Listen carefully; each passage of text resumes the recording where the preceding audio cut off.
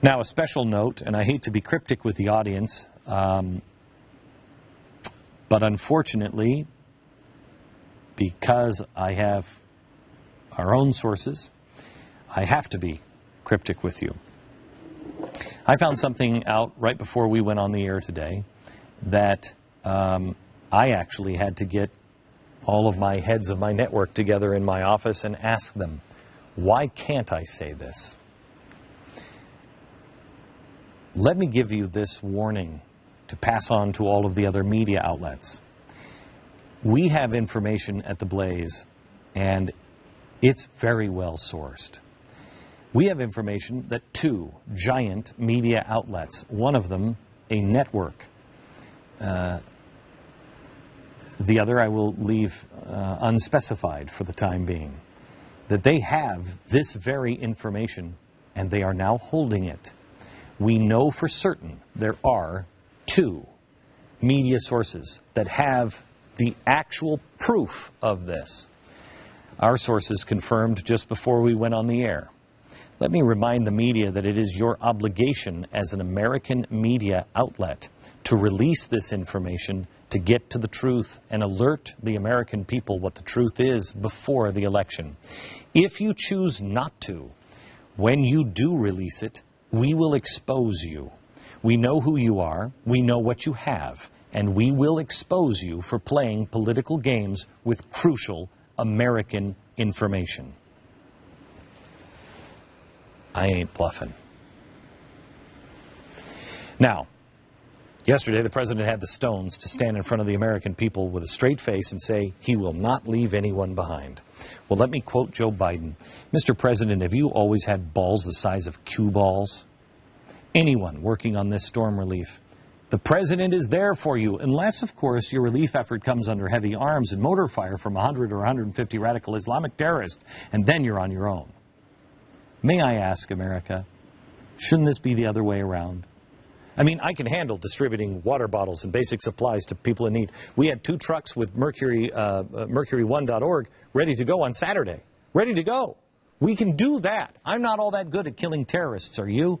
Because I don't have that one down. Maybe the government should focus on killing the terrorists, and we can take care of the storm supplies. This is a disgrace. And the storm is providing cover for this administration, and the media is complicit. And so apparently is Facebook. Oh yes, Facebook, which everybody is on and everybody loves. Warning, be careful.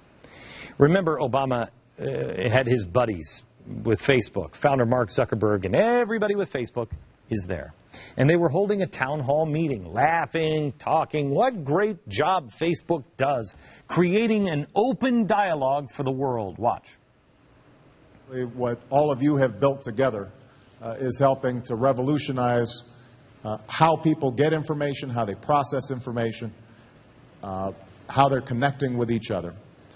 What Facebook allows us to do is make sure this isn't just a one-way conversation.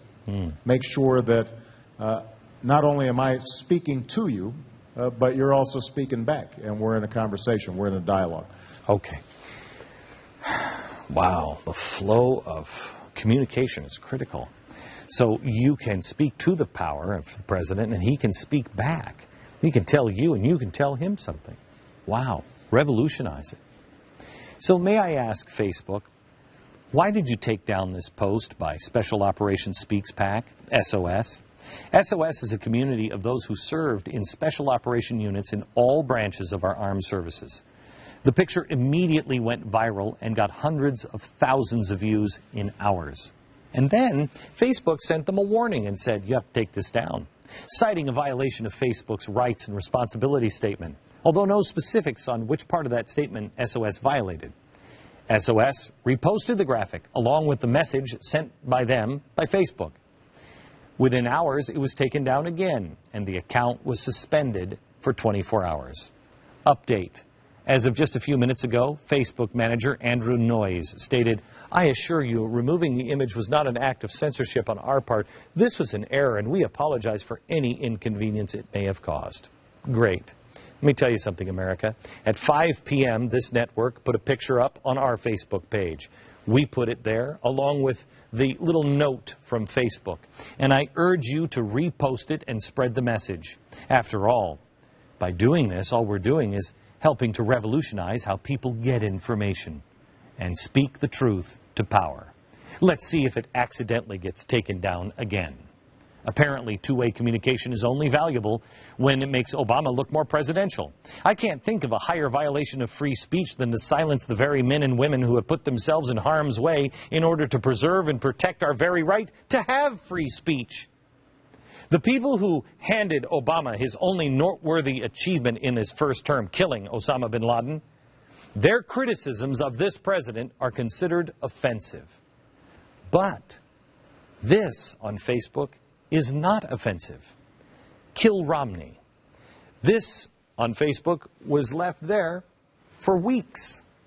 But a criticism of Obama from our special ops community, just to say, hey, he let us die, that was taken down. This is fine.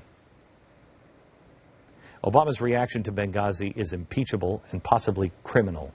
And the press and others are complicit, because they are aiding and abetting by covering the tracks and moving on to the storm or God knows what.